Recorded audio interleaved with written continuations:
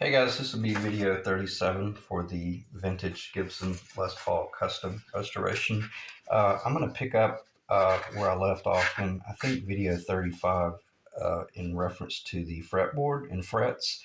And then this is going to be a fairly long video because I'm going to segue into talking about the general project and just all sorts of just general stuff. So it'll start out fairly technical, just discussing the fretboard and finishing that stuff up and the fretwork and shaping and all that jazz, and then it'll transition. So let's dive right in. All right, fretboard continued. I'm going to start with discussing the nut, and then I'll pick up the guitar in a little while.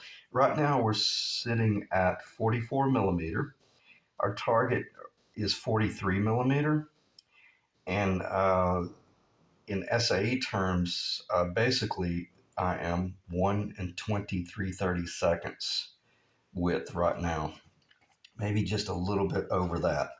The 1 and 23/32 is going to be the width of a vintage, authentic, like Gibson. I'm not going to start talking about that, but that would, where we are right now, would be authentic vintage guitar, and I'm going to be dropping it down ever so slightly. I'll be able to feel it, but no one else probably would be able to feel it. And in other words, our target is 1/11/16, and I'm going to get a little bit closer to that. And when I talk about 1/11/16 versus 1 23/32, I'm literally talking, uh, uh, that's 1/32 of an inch divided by 2. So 1/64 over here and 1/64 on that side. Convert it to metric if you wish. I wouldn't know. It would be a quarter of a millimeter probably. Right now, the 16th fret location where it joins the body has not changed, obviously. It is 55 plus, it's slightly over 55 millimeter, which is 2 and 5/32 of an inch. And even though I work a lot in SAE terms, when I'm thinking of 2 and 5/32 of an inch, I have to actually kind of do the math myself mentally. 2 and 5/32 of an inch is slightly greater than 2 and 1/8 of an inch, and or slightly less than 2 and 3/16 of an inch. So if you think about our fretboard that we were going to build for the Strat or the Telly, it would be 2 and 3/16 of an inch down at the 22nd fret. So this guitar is obviously more narrow at the 16th fret, and I don't want to start segueing into what ifs at all about that stuff. All I want to say is that we've hit our target of what our traditional fretboard was, wherever the 16th fret is. I don't. It's probably that one right there. Let's see, maybe that. I don't. Anyway, I'm not gonna start talking about that. But we hit our target. We hit our target on site. Why did I go off into left field about that briefly? Because when I was engineering my trapezoidal path on my ebony, I had to anticipate the fact that I could not shave a lot of this dimension off up here, but I probably would have to shave a little bit of dimension off up here to do the final fitting. And this is dangerous because in order to meet your target, you don't want to end up with a binding that is 1/2 the width at the nut as it is up here at the higher register. So I say that to say this: all of that engineering in 5, 6, 7, 45-minute videos where I kept driving home the importance of really laying out your trapezoidal path, it all had to it had to cross the finish line at a perfectly symmetrical, perfectly, well, yeah, of course symmetrical, but a perfectly designed fretboard and neck, but it also had to be visually perfect. And that makes perfect, that I don't have to explain that. You don't want someone to look at it and go, oh man, it feels great, it plays great, everything's about it, and then they look at it and they go, wow, that sure is weird how the binding got really thin, blah blah blah blah blah. We didn't. The cool thing about this fretboard, this fretboard to the net lowered, am I in the video? And I'm very, make sure I'm going to try to just stay in this area because the whole idea was to make a round transition. And I didn't just go off into left field because that, incredibly important, beyond, probably more important than most of the stuff or just as important as all of the structural stuff that we've done. Because we're talking appraisal values now.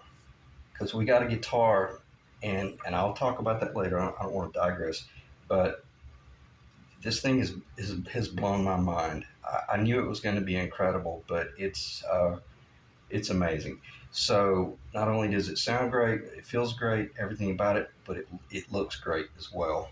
And why? Because visually, we've got a beautiful, and I'm just going to hope that that's in the camera. Visually, we've got our wide binding. Why? Well, because it's the multi-piece, and it had to remain. That's what Gibson originally designed for this guitar. So we had to hit that target, and we did. So anyway, make sure I have. Yeah. So anyway, all right. So I went off the rails there a little bit, but in other words, I've got about another 64th of an inch that I can shave off, and I can give it a real comfortable round over, 64th on each side, which I'm making that transition right now. I'm going to shave just a little bit more once I blend it to the bone nut.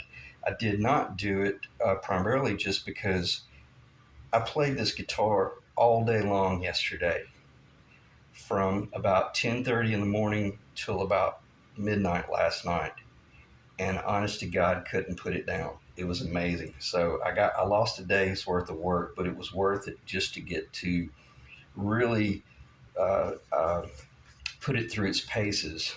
Like a car that you've just built the engine and you really want to, or a boat, you really want to take it out and work out I used to call it crickets when I was building engines, and we'd take them out in the ocean and test run them. Everybody was, all excited and happy, and I'm like, no, we're working out the crickets, because we got to find all the little things that might need to be adjusted.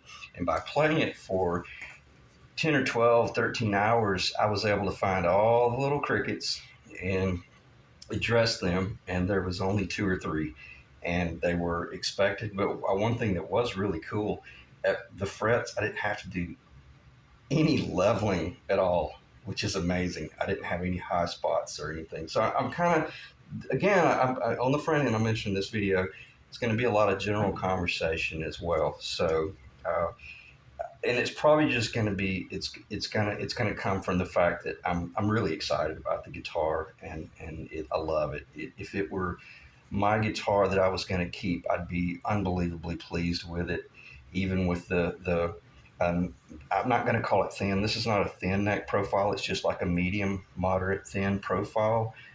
It feels incredible. So anyway, all right. Let me move on. Trapezoidal path.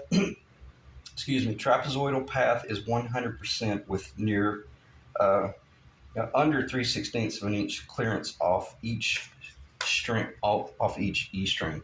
I mentioned in one of the last videos, that should be in the video fairly well, that you want to make certain that off the edge. Let me keep an eye on it down there. Once the strings go on, the outside edge of the high E or the low E string, you want a minimum of 1/8 of an inch clearance to the edge of the finished fretboard. The high E string, you want a minimum of 1/8 of an inch from the edge of the string. The reason I'm driving this home, this string up here is about 4 times larger in diameter than that little string. So I'm talking about outside edges. So 1/8 of an inch minimum on the outside edge of that string, 1/8 of a minimum on the outside of this one. I've got almost 3/16 of an inch, and that's just a look. Basically, it's like a 16th inch more. Why am I driving this home? Because I was working with a you know what wide binding right here, and I'm going to sound like I'm complaining. This was a very difficult job because when you don't have any binding, you just run your frets wild and cut them off and file them, and man, you're a guitar builder. You know, and that's why I mentioned Leo Fender was such a genius because he cut out. He probably could build 5 necks by the time Gibson could build one, or a typical manufacturer could build one, because they had so much custom work they were doing. So in order to cantilever these little the fret crown over this white binding, now you see the critical importance that this binding was on the same 12-inch radius. Uh, this work right here, this is a jazz guitar, and I played probably 8 hours worth of standards yesterday, and was just literally blown away. So very, very cool. An enormous amount of work. I knew this going in on the front end. So I want to make sure that I'm clarifying that I'm not complaining. I'm just wanting you guys to understand why I did the last 4 videos talking about if you're going to build a guitar, your first guitar, build a telly or build a strat or build something without binding, because you just won't be qualified to come out of the gate and do this. This is extremely difficult. So anyway, but I got incredible overhang. Why? Because we did all that engineering. I got incredible dimensions, et cetera, et cetera. So let me get back on point. But it's very important that I really, that I didn't, what would be the word? Was it marginalized?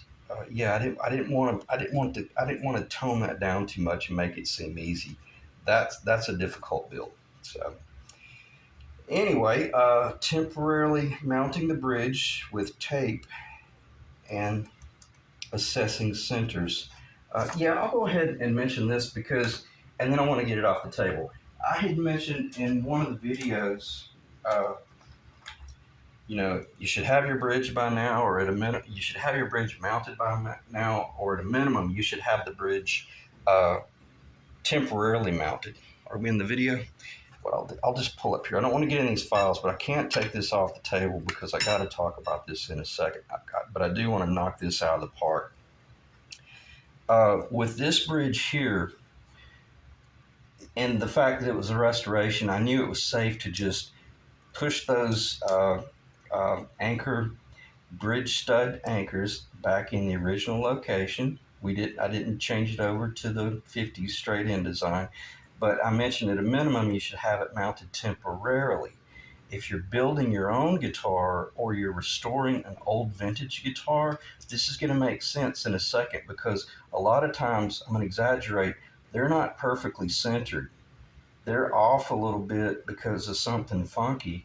And when I mentioned at a minimum, you need to have your bridge mounted temporarily, excuse me, you could do something like this. Just cut the studs off short and run them through a little piece of real thin mahogany. And you see how I've got that cranked down really low?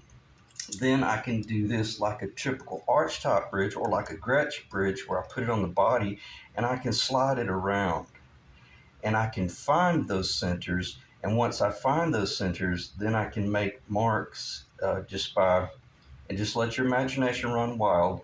You could come out here and have some tape on the body and make pin marks on the tape, and then take it all apart and then pull these studs out and put that little piece of mahogany back up in that location. Then run your drill bit through those points. That's after you have it intonated. Or uh, yeah, I kind of got ahead of myself there, but I don't want to start talking about that because I don't want to spend 20 minutes talking about uh, what all we're trying to do. Right? Yeah, let me back up. I apologize. I shouldn't have brought that up about drilling the stud locations. All we're wanting to do right now is find center of the body of the guitar. Why?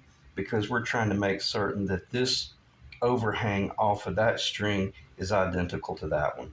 So I apologize. I went off the rails a little bit. I almost lost my train of thought, but I caught myself there enough at the end to realize all we're trying to do right now is find center. Why? Because we were getting ready to glue that neck in. So let me stop talking about that. I'll talk about, Well, if anything, just let your imagination go, and then you'll think later on. Then you can shift along the center axis in order to make certain you're intonated. Because I don't want to start talking about intonation in this video. It'll get way overkill. Let me get that off the table. All right, back on point very quickly. Let me just look at my note, make sure I didn't miss anything. Trapezoidal path, clearance, temporarily mounting the center, actual versus visual. In other words, if you just measured the center of that body and you just said, okay, well, that's the center of the body, then you fasten the bridge, well, then you realize, oh, wow, I didn't realize that they designed this guitar asymmetrical and the lower bout is a half inch, lower off a center than the upper bout. And you just mounted the bridge a quarter of an inch too low, is what I'm saying. So that should be pretty normal. I mean, sure, fairly understandable. Epoxy work time, and I'm going to just change gears here very quickly because I want to finish this discussion so I can move to this, and then I'm going to go back up to the other stuff. I mentioned in one of the videos the epoxy work time is 10 to 15 minutes, and then I never clarified you should watch the squeeze out and do the cleanup, and then slowly increase clamp pressure. So I think on that note, I should be able to just talk off the top of my head about that. The slow dry, the T88 epoxy, which is a 24-hour cure time epoxy, will get to the point where it is unworkable within about probably 25 minutes for what we're doing. Not for a lot of stuff, but for what we were doing here, we were trying. I'm glad this is here. This is a perfect example. Comparing this to a tight bond versus epoxy, if we're working with a tight bond, and I kept driving home, if you're working with a tight bond, don't let the air attack it and get your clamps on it as quickly as possible, because you want to put fairly firm clamping pressure if you're working with I may have said epoxy. If you're working with tight bond, you want to get the cawls and the clamps on there fairly quickly so you can get really good firm pressure on it. When you're working with epoxy, and this will relate back to one of probably videos 7 or 8 or 6, somewhere in that range, where I was talking about watching the epoxy squeeze out when I glued that top back down. If you came in, and the way we did it, I put the epoxy just on one side, a little bit thick, and then not thick, just a little bit more than normal, than I knew I needed. Then when I put the fretboard down, I had the pin up there to locate it, and then I knew I was going to stay up here and just watch it with my fingers and not let it slip off. So once I started really engaging with the clamping, when I went into it gingerly and kind of got a little bit of pressure on it, I was watching. I had the tape over here, on this location. Was watching for squeeze out, and I'm going somewhere with this. When you're working with the epoxy, you got about 10 to 15 minutes to get your fretboard down and start getting the clamp on it before you run the risk of that epoxy starting to kick and create a hard gasket.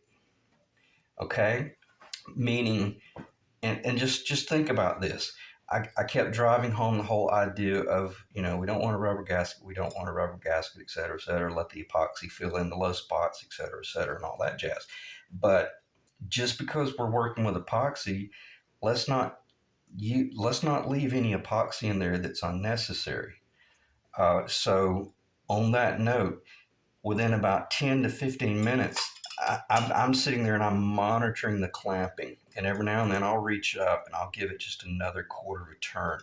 And then guess what will happen? It did. It started squeezing out along the whole line right there. And it started squeezing out down there. It was so cool to see it just slowly easing out. And you'd go get a cup of coffee and come back, and it's amazing. And it had squeezed out even more. Well, when it squeezed out, guess what happened? Your clamp got loose. So I say all that to say this: even with tight bond, Don't just torque it down and go, oh man, yeah, it's ready to rock. It's tight. Because even with tight bond, that glue will press into the wood grain, or with the epoxy will squeeze out, and then you're sitting there looking at a joint that, man, if I could have turned this clamp another turn and a half, or half a turn, or three-quarter. We're splitting hairs here, but we're doing master grade building, or at least that should be our target. So, in other words, I came back and kept doing clamping pressure and all that jazz. And I kind of went off the rails there, but this video is still about the fretboard construction, and whether this is going on a Strat or a Telly or a 84 Kramer replica, whatever, everything that I'm talking about is going to relate to these past four videos. And I didn't drive that stuff home in those last videos. And had I just moved on into, oh yeah, man, it sounds great, it plays great, it's a Les Paul, it's a supermodel, we're not there yet. This is still an instructional series, and this is for the guys that are really trying to, make it to the finish line. And although we can see the finish line, we're still in the race. So on that note, 10 to 15 minutes. Within 10 to 15 minutes, you really should have your optimum clamping force pretty much achieved. But then even 20, 30 minutes later, come back and double check it. Make sure you don't need to kiss it a little bit more. Don't crush it. Let me make sure I drive that home. Don't. If you're working with C clamps, you can put an enormous amount of load on a joint that's unnecessary. So, all right, let me stop talking about that. But even if that was 20 minutes worth of discussion, which is 22, it's very important. Now let's finish the fretboard discussion.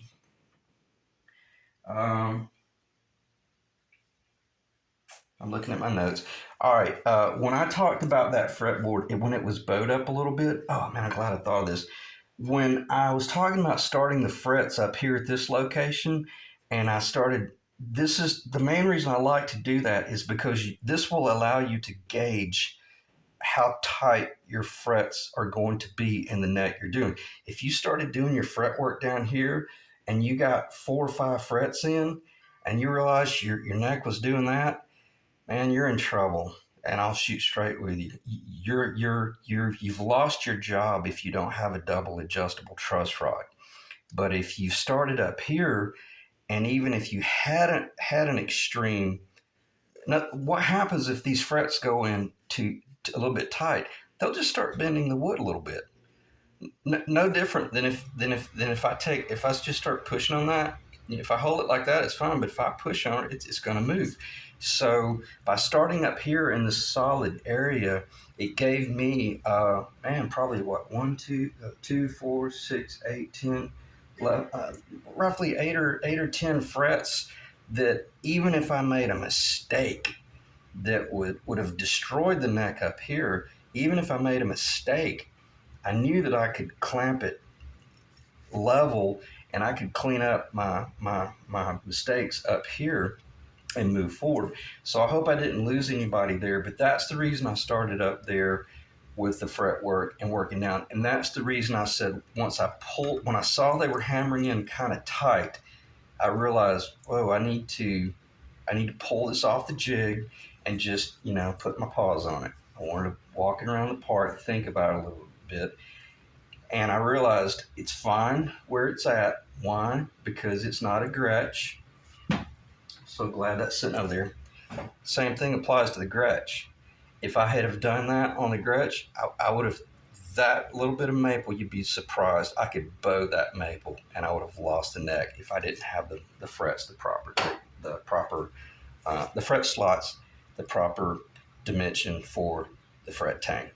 So when I realized, whoa, slow down, and then I got it cleaned up, and then I've refastened it to my jig and then installed all the frets. And then once I pulled the fretboard off, it had a little bit of a bow in it. There was more bow up here. When I taped it to this jig, then my frets, it was in its finished location.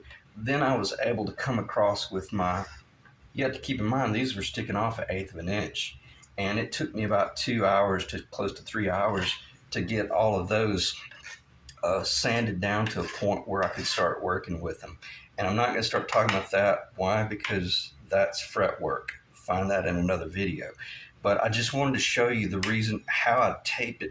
And I didn't just tape it every second or third fret. I literally had tape around the whole jig, probably every 2 or 3 frets, and then even went over the fret like that. And when I went across it, it cut the tape loose, and then I would readjust or do retaping because I had to get those down level. All right, let me stop talking about that because I've probably spent an enormous amount of time. Started out with a coarse cross cut, and then finished up with more of a flat machinist. Why the big files? Because they're straight, and we're doing straight lining work now. Very quickly, this is pretty important. This is extremely important. Even if I have to spend a little bit more time getting the fret marker side dots in, you would think, oh man, that's easy. Just take a drill and find the center. You're literally splitting hairs, and this is the difference between showing that you're a professional or showing that you're an amateur. And I'm gonna look at the camera and see how much time we got. We're at 26 minutes. I'm going to show you very quickly how I would hit those dots. The first cool thing about it is, all right, let me just get the stuff up here on the board. I don't necessarily need, actually I do. You'll need a propane or either an eye. You probably could use let me stop talking about that. Anything hot enough, you got to heat the tip of that. Is that in the camera?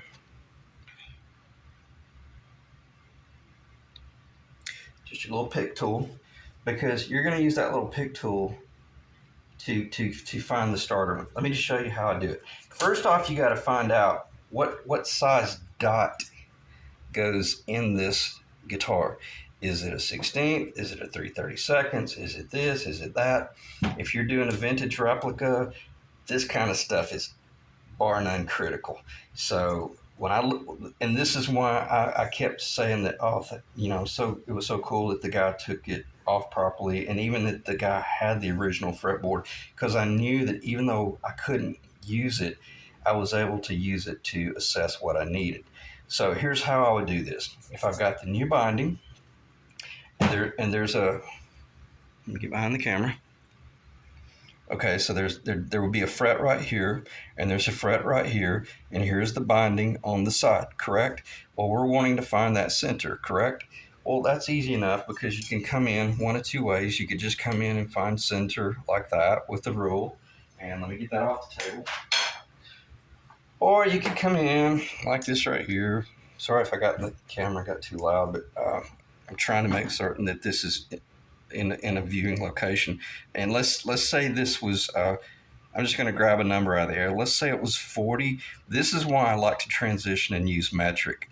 If I measured on the outside of each fret and I realized, okay, it's 40, what's half of 40? Most first graders know that. So we drop down to our 20, and then we hang on that fret and we make a mark, and then we hang on that fret and make another mark just to make certain that we're not, looking at a 10. And then I don't want to do it over here. Well, yeah, I'll do it over here, because if I use this piece of binding, I'll use it on something. And then you'll find center, and that should be pretty much center. That's easy. But keep in mind, this binding is really thin. You can't just eyeball center, because if you're off just 1/4 millimeter, once you drill that hole, man, it'll look like you missed it by 20% of the dimension. So then you'll find center, and then this is pretty important. I'm going to have to do this because I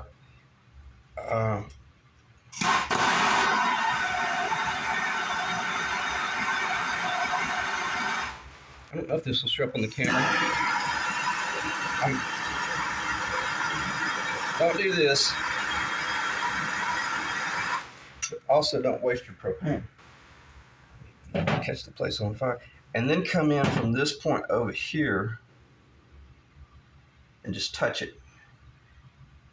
And that was enough. I just touched it. And by using that point, now then if I was off a little bit, I could go, okay, I'm gonna push it up to the left, or I'm gonna pull it down to the left, I'm gonna pull it down to the right. And then once you have that point right there, you can come in with your target bit. What was that? You just made a pilot hole. And then you can use your drill bit.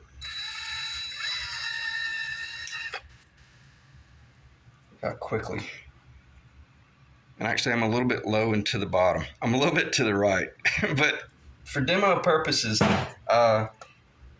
because keep in mind, you're holding a multi-$1,000 guitar in your hand, and you're holding a $50 drill and bit that you could do horrific damage. So that's just a good way to get you started and get you on point. And now you can either put a little rod, ABS rod in it, or you can mix up some black epoxy and fill it in, or let your imagination run wild.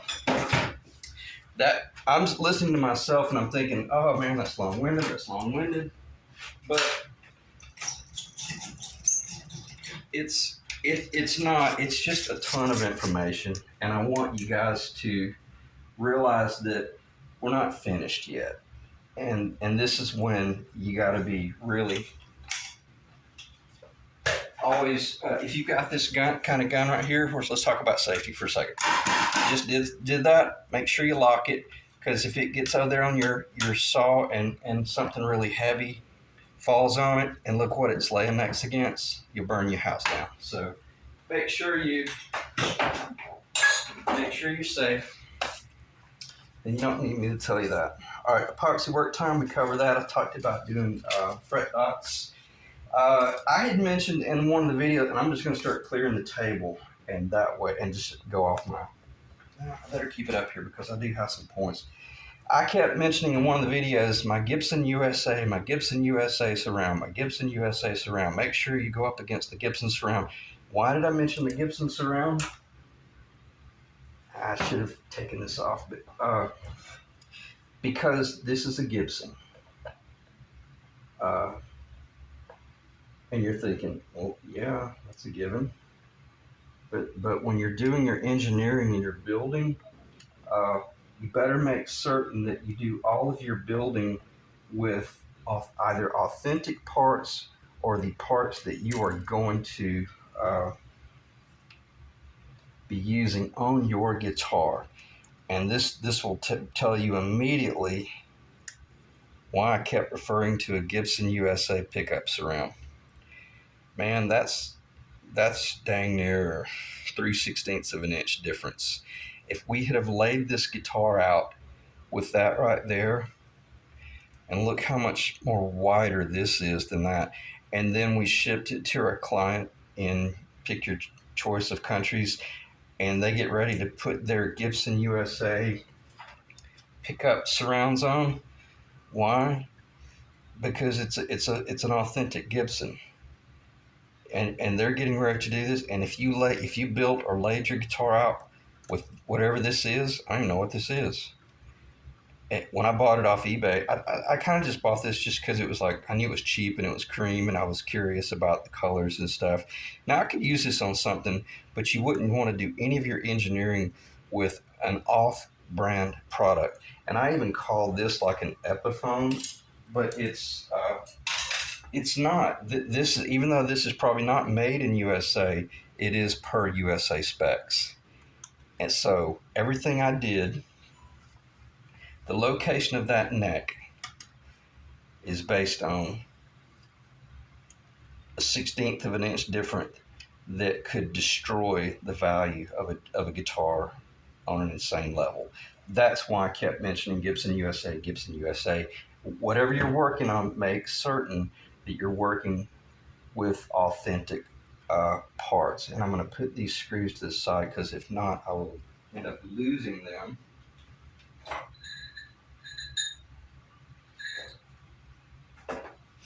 and we'll be in trouble. All right, what else should I cover? Pickup surround, compare USA versus distances, and cover that. All right, let me get that off the table. Um, what do I want to talk about now? Uh, Tuner comparison. Believe it or not, I'm going to talk about the tuner some more, but only because it's critically important. The neck join, when I mentioned 6 sides, I want to make sure I clarify that. If you have this neck tenon going up in this body, um, that would be side number 1, side number 2, side number 3, side number 4. We don't want to join up here on the end. That's just the end. But because this, well, let's just use this old one. Side 1, side 2, side 3, side 4, side 5, side 6. When I talked about getting the epoxy on side 5 and side 6, that's probably 20% of the reason why it is sounding as incredible as it does right now. The guitar, it actually is sounding and feeling like a through body neck, although it appears visually vintage Gibson. But if you think about what we have in our body versus what was in there from the mass produced stance, that's why we're getting far superior tone. So that's the reason. I just want to make sure I clarify what I meant by side number 5 and side number 6. And getting it was so important to me that I got epoxy in there. If I was going to do the epoxy, let's go all the way with it and really get the full benefit out of it. All right, let's look at the time. We're probably getting pretty hot. Yeah, we're close to 37 minutes. And I'm going to talk about the bone nut versus the brass nut. I mentioned to the client the other night that the bone nut is really incredible, but the brass nut was like going to the drag races with a freshly built 396. I mean, the brass nut was insane, but it was more of a one-trick pony for most players. And I'm just going to speak in terms of me as a player.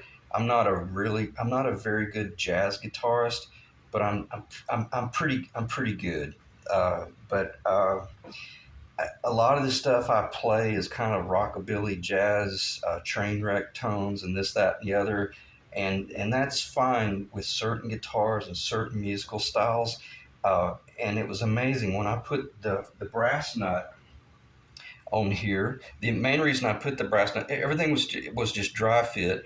Uh, Man, it was amazing. It sounded really good, and it was blowing me away because I had started out with the bone nut, but the bone nut, I had not trimmed its height down yet. It was real tall, and I was just listening to the string, the tone of the tone over the bone nut against the maple, against the mahogany, et cetera, et cetera.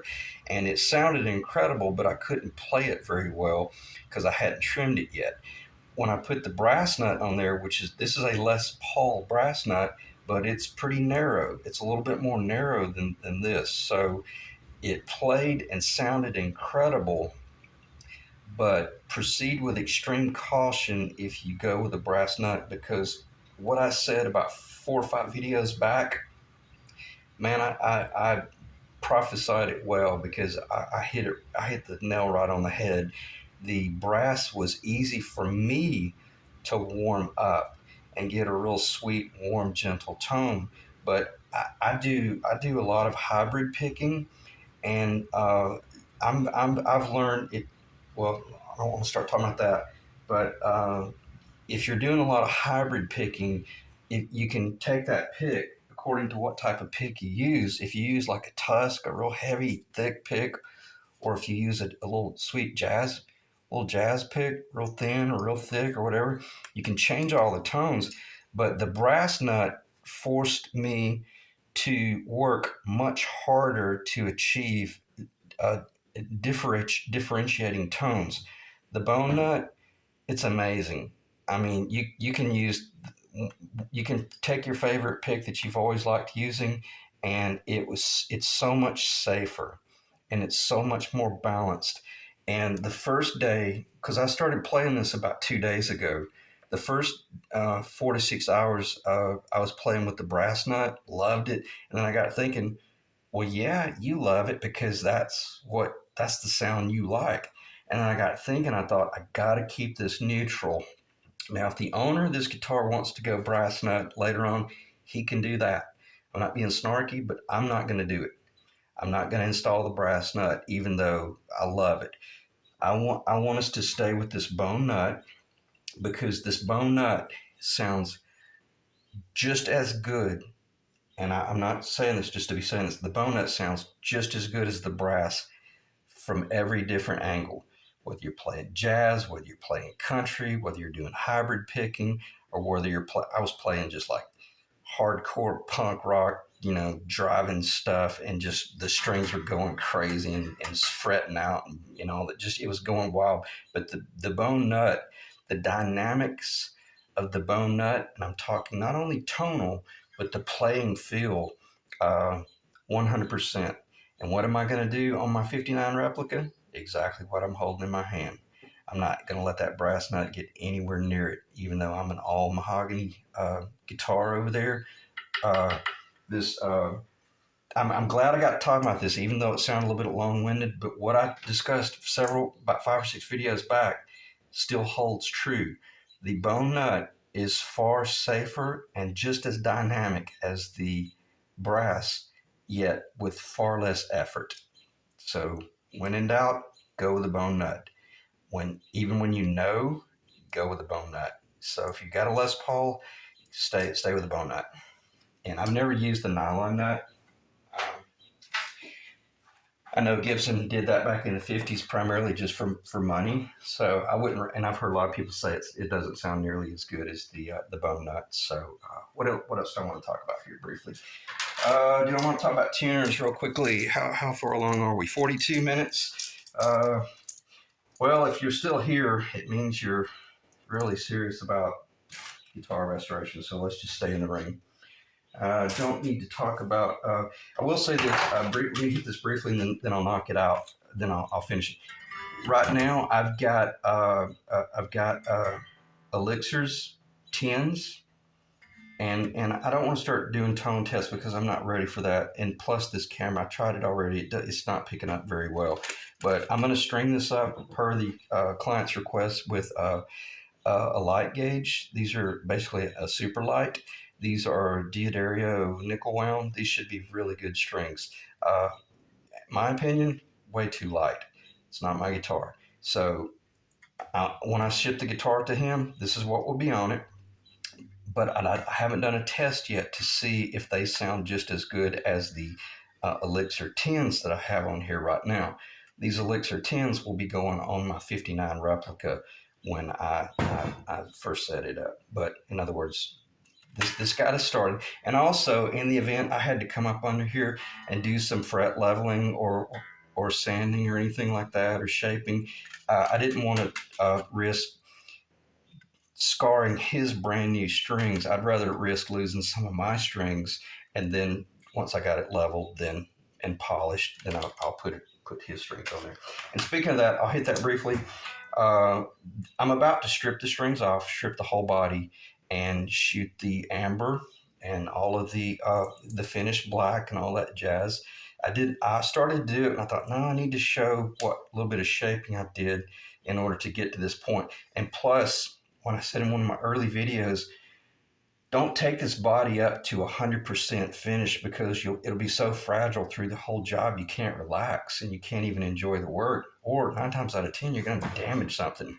So right now, all the parts that I did, I took it up to about 60 to 80%, and it's still playable and enjoyable. So let me stop talking about that and very quickly talk about tuners. Just I need a timer so I don't go off the rails with the tuners. I'm going to try to keep this down to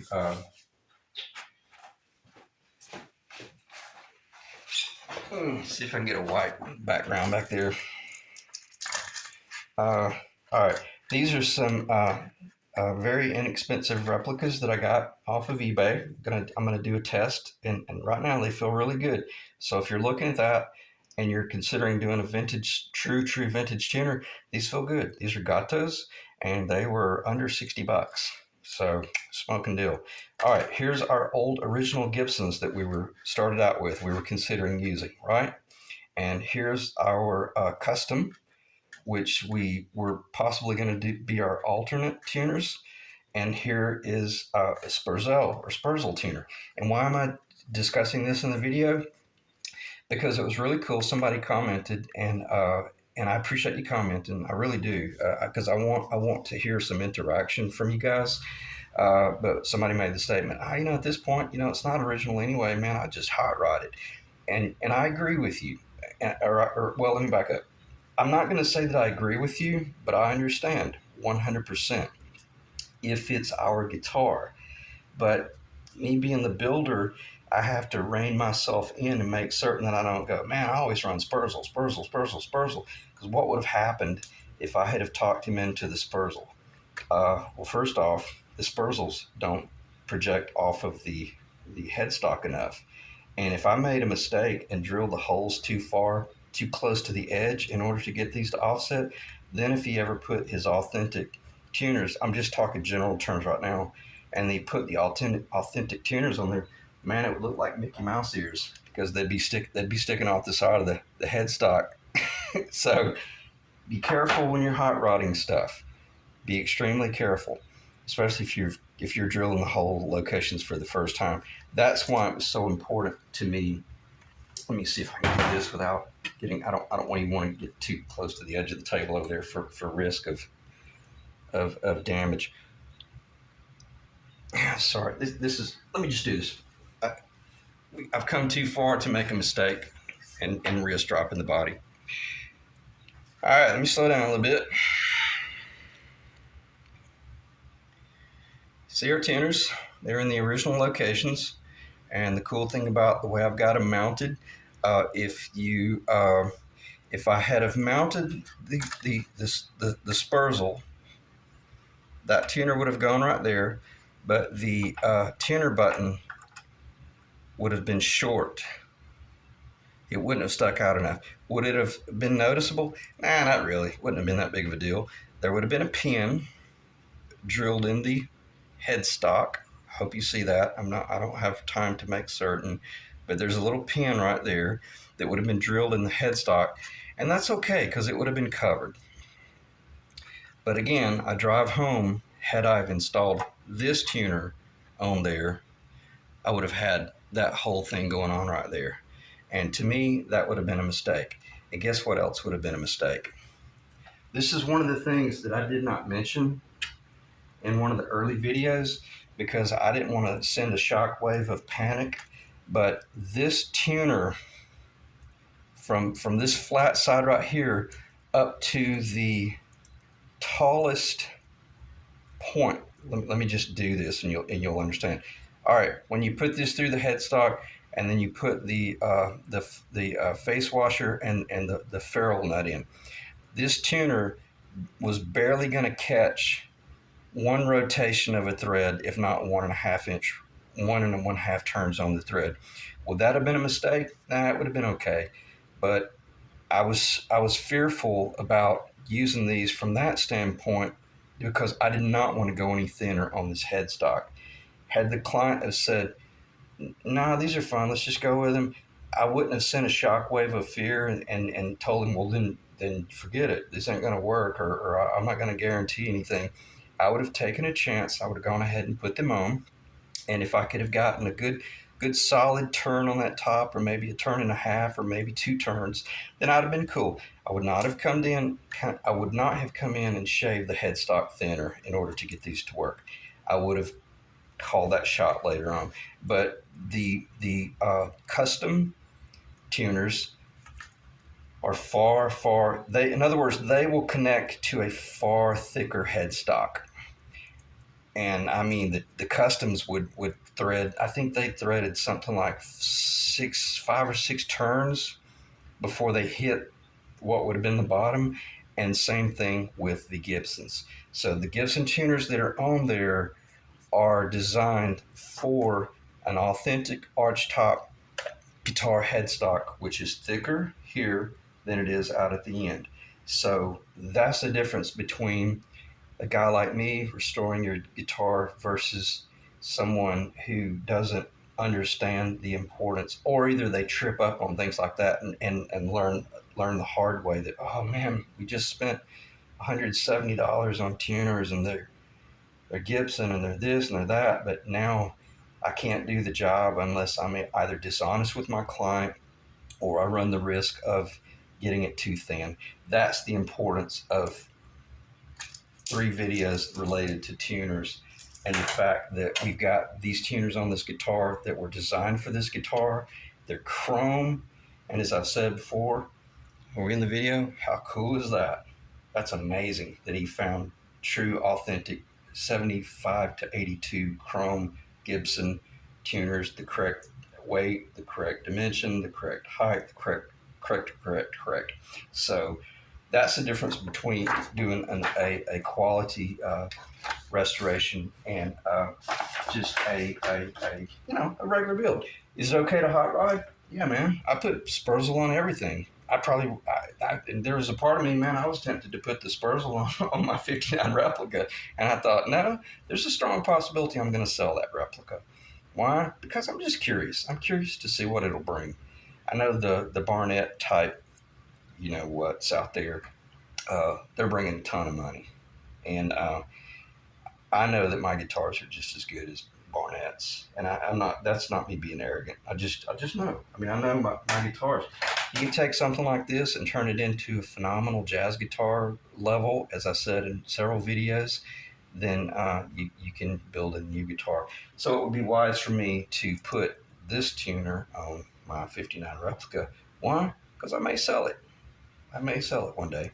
It won't be next week. But anyway, all right, let me see if there's anything I didn't cover. Neck join, bone nut versus brass, tuner comparison, button distances, tone, cover, headstock thickness, flat versus angled.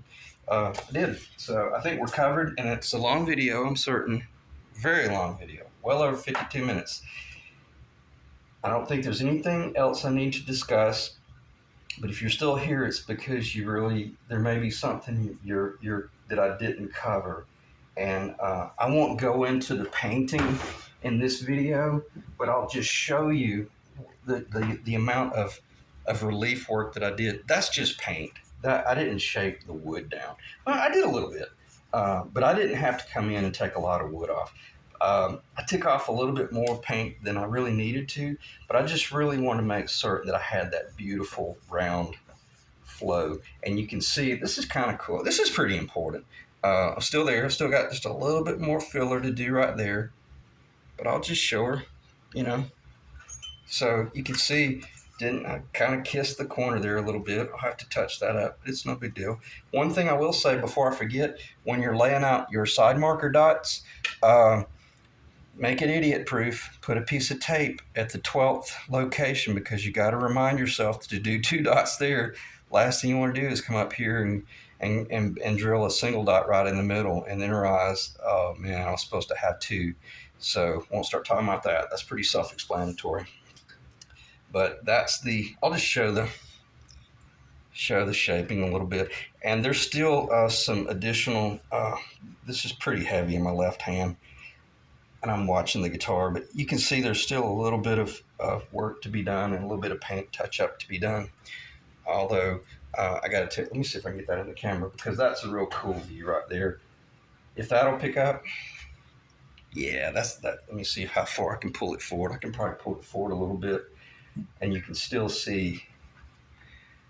Yeah, I got a little bit too close. If you're like me, man, I want to see angles, and I want to see.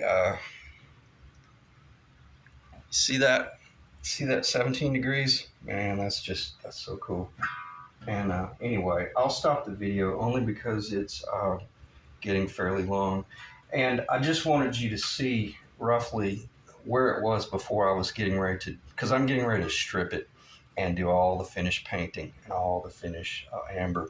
And I had mentioned to Rick that I was going to try to be able to ship it by this weekend, but it probably won't be until Monday or Tuesday before she's ready to put in the mail. So, Rick, I hope you're watching this video. I hope you like it. I wish I could play it, but it doesn't record very well.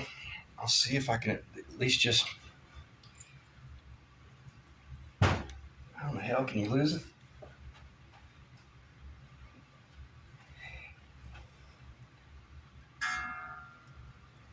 I don't think that's going to pick up. Plus, my air conditioner's on. I can hear the vent over there. So, I wish there was some way, and I don't have. I've already mounted the pickups in my other, and that was not part of the original job for me to put pickups in it and do an amplifier test, because then you'd have to do wiring and stuff. But I'll try to play it before we end the video, and I'll try to make sure that the AC's off and everything. But it sounds amazing. So I don't want this to turn into an hour-long video. So let me shut her down right there, and